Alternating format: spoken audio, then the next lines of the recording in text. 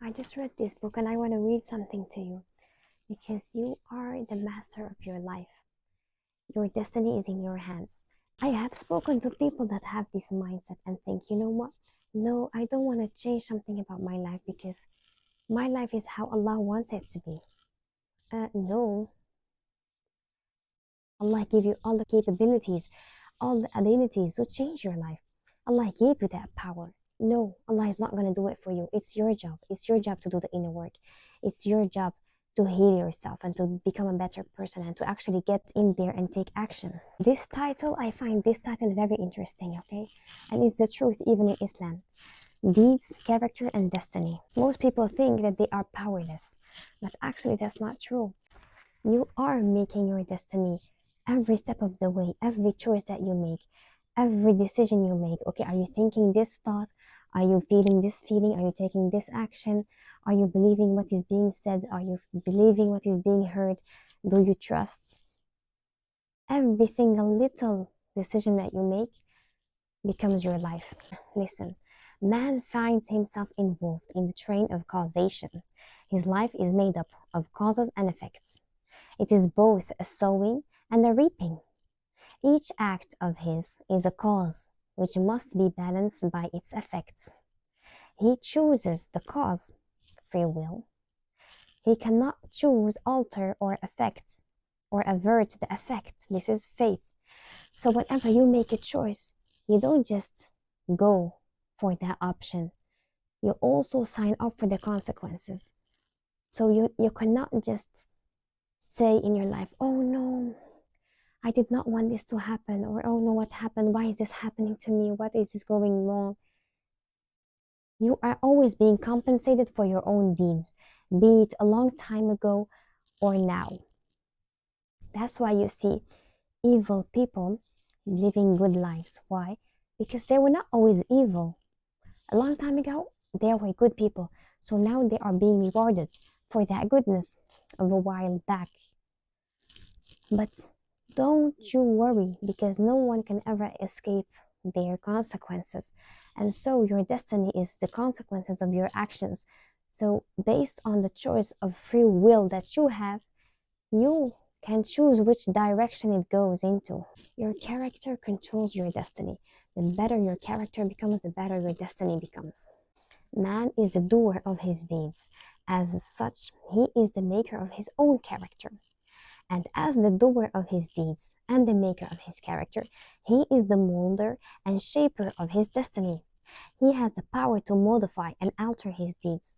And every time he acts, he modifies his character. And with the modification of his character, for good or evil, he is predetermining for himself new destinies. So for you, out there exist infinite possibilities and lifetimes for you. So destiny is basically potential. Allah made infinite possibilities available for you. But you, based on your choices, you get to choose which timeline you live on. So most people don't live 90 years. They live 1 year 90 times because their life is just repeating itself over and over again because they are not changing. So as long as you're not changing, your life is not going to change because your life is just a mirror to who you are from inside. So if you're inside, so your character is not changing. And actually, what is your character? Because if your character doesn't change, nothing changes for you.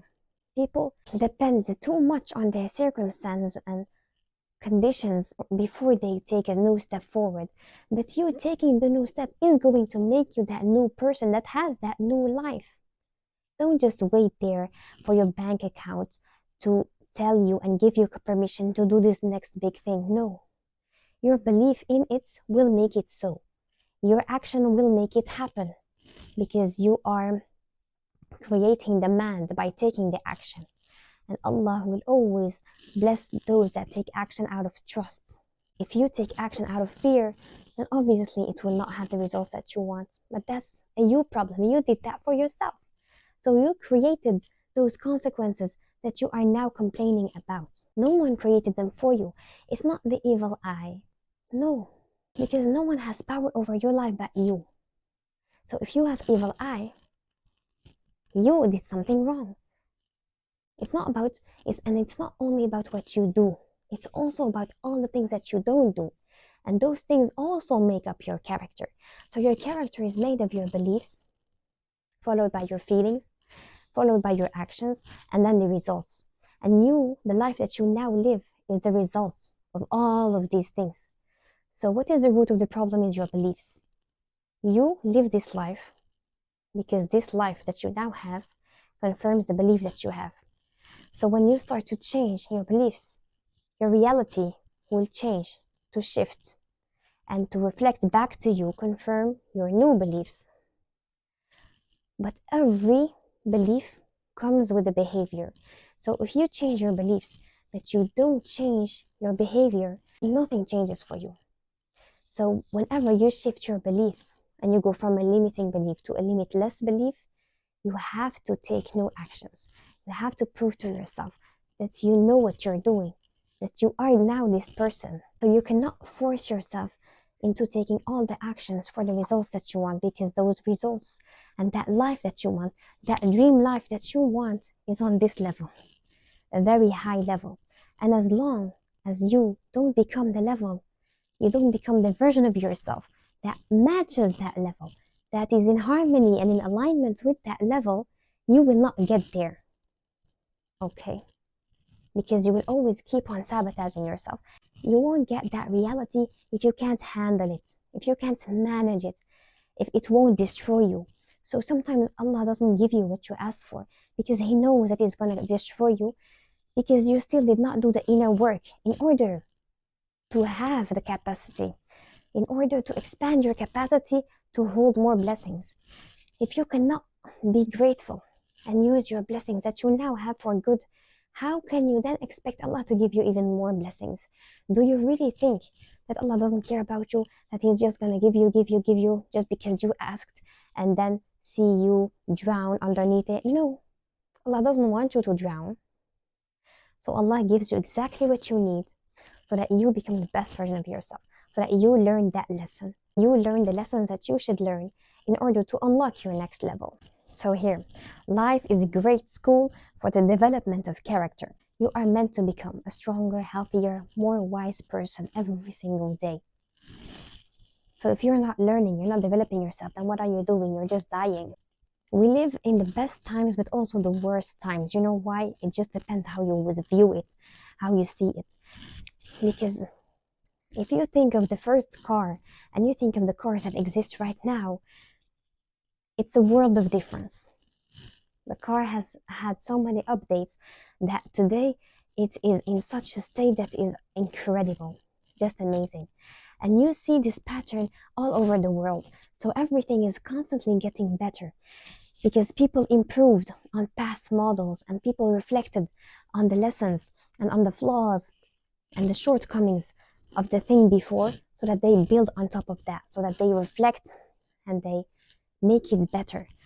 But the thing today is the world is so much expanding, so many things are developing so fast. Why don't you enjoy your bath? Why? Because you're thinking about all the problems, but you made that choice. Nobody forced you to even think about your problems in the shower. So you're doing this to yourself.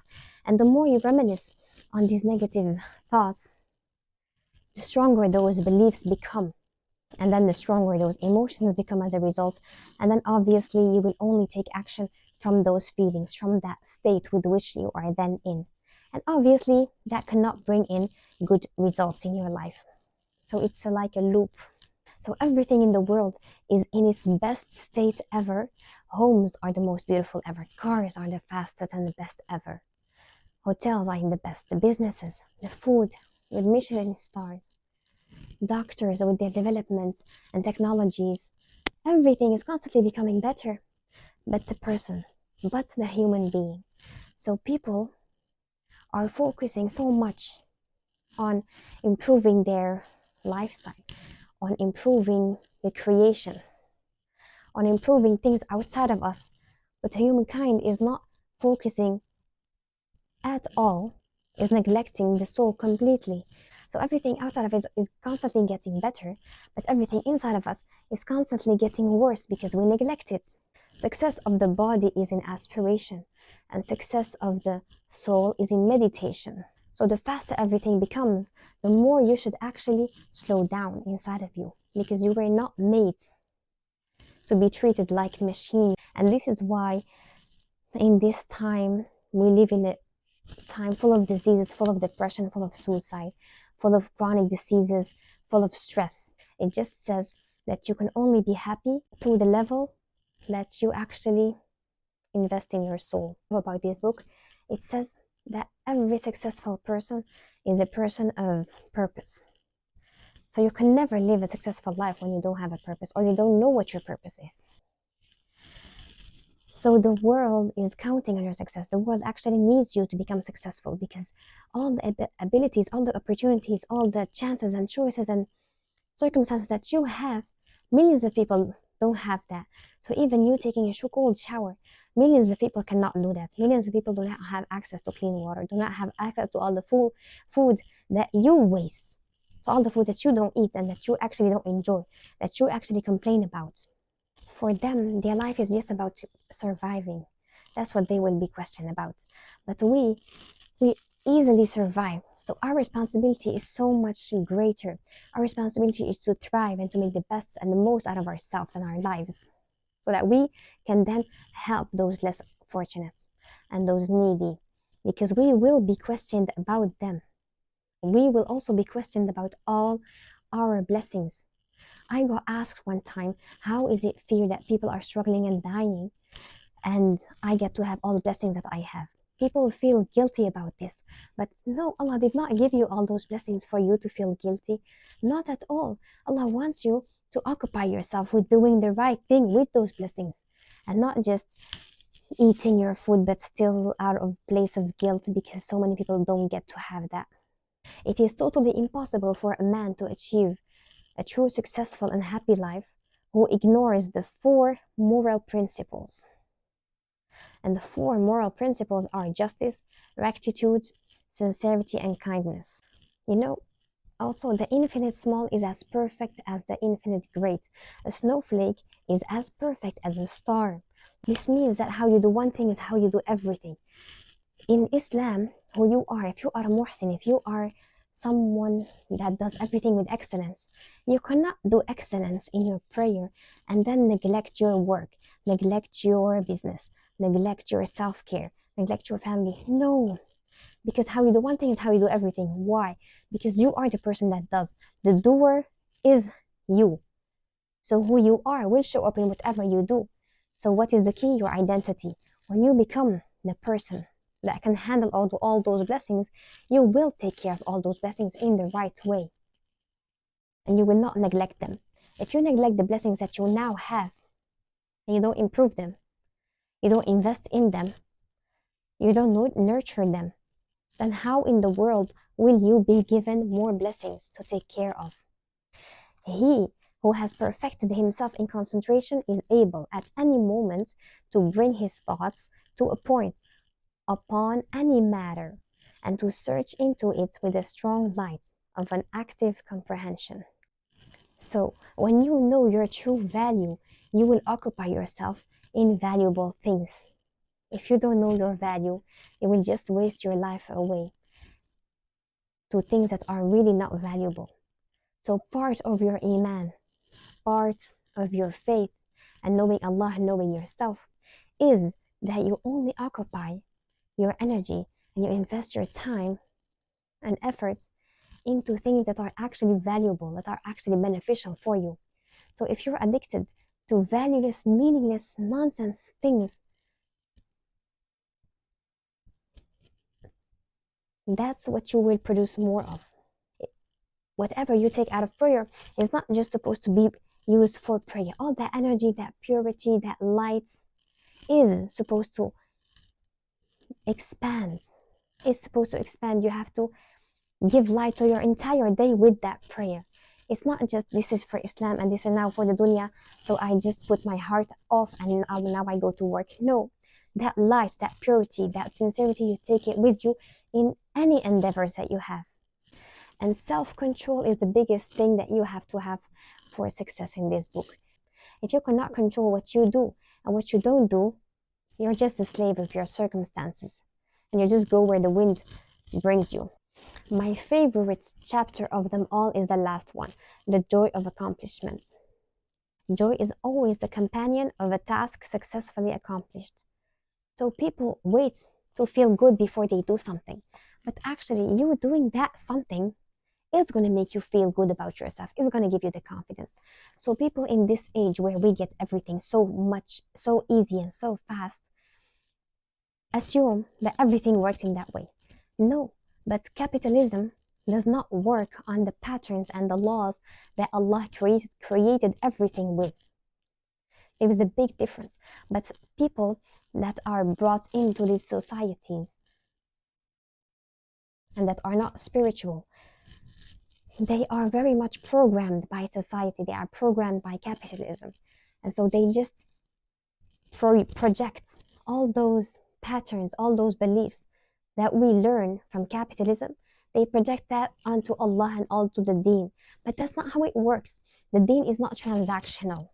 The client is always right. No, in Islam, you are not a client. You are the slave and the servant of Allah. When a man has done his duty, he is light-hearted and happy. And no matter how insignificant the task was, or may appear, the doing of it faithfully and with whole-souled energy always results in cheerfulness and peace of mind. People that don't accomplish anything are the most miserable. Don't think of people that don't achieve anything are happy. Thinking to find ease and happiness in avoiding difficult duties and necessary tasks. People have this inclination to avoid hard things, to avoid difficult tasks, but that's the thing that will keep you miserable. You don't want to be comfortable because that makes you miserable. You actually want to grow and develop yourself because that's the key to your happiness and to your success at the same time. So a person that does not accomplish anything, his mind is always uneasy and disturbed. He becomes burdened with an inward sense of shame and a lack of self-respect. He who will not work according to his faculty, let him perish according to his necessity. The price of life is effort. The reward of accomplishment is joy. Blessed is the man who strives against his own selfishness. He will taste in its fullness the joy of accomplishments. That's what Allah wants you to feel in this dunya and in the akhirah. And when you have this sense of accomplishment, that will not make you arrogant, and this will not make you go slower into your path of success. It will give you more energy because this joy is not going to slow you down. It's actually going to give you more fuel so that you go out there and you do even more. So don't sabotage yourself. Allah wants you to succeed. So don't sabotage yourself. Allah wants you to succeed. Allah wants you to win, and He cannot wait for you to do it.